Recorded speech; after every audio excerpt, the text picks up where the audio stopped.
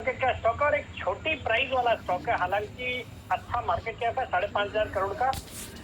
Company का नाम है इंफीबीम एवेन्यूज, जो कि अभी 42 रुपए के लेवल पे ट्रेड करता है।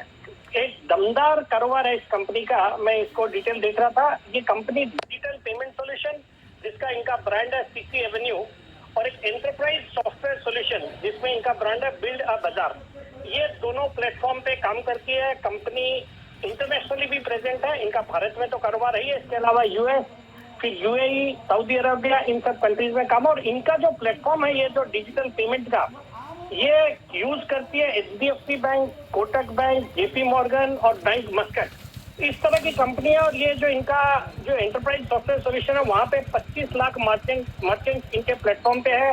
रोज के 2000 मर्चेंट्स ऐड होते हैं। और इस तरह के स्टॉक का हमको पता है कि वैल्यूएशन कुछ भी होता है।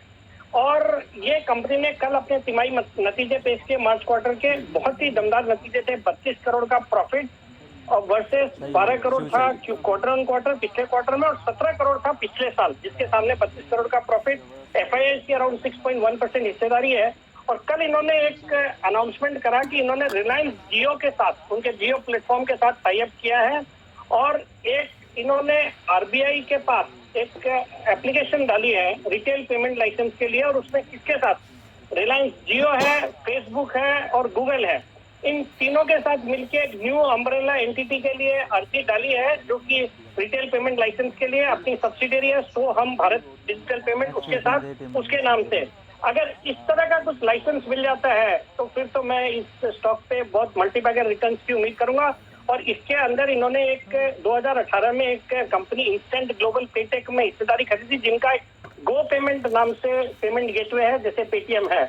और आज इस स्टॉक को पिक करने के पीछे भी कारण है कि पेटीएम की आज बोर्ड मीटिंग है, जिसमें वो $3 बिलियन का एक आईपीओ का प्लानिंग कर रहे हैं। तो जब जिस तरह के वैल्यूएशन पेटीएम को मिलेंगे, अगर वैसे देखेंगे तो ये स्टॉक तो कुछ भी हो सकता है। तो ये शॉर्ट टर्म में मेरे इसमें 55 रुपए के टारगेट है, बट मेरा मानना है इस स्टॉक को कुछ क्वांटिटी लॉन्ग टर्म के लिए बिल्कुल रखना चाहिए। मुझे याद आता है टारला प्लेटफॉर्म्स करके, जो आजकल स्टॉक 900 रुपए पे चल रहा है। 3-4 साल पहले टारला सॉल्यूशंस नाम होता था, 40-45 के भाव थे, और वो भी ये टेलीकॉम मोबाइल मैसेजिंग के कारोबार में थी। मैंने तब उसको आइडेंटिफाई करा था। आज 900 रुपए के भाव है 4 साल बाद। मुझे लगता है ये स्टॉक भी अगर सब कुछ मटेरियलाइज हो गया तो it can certainly turn out to be a big multibagger.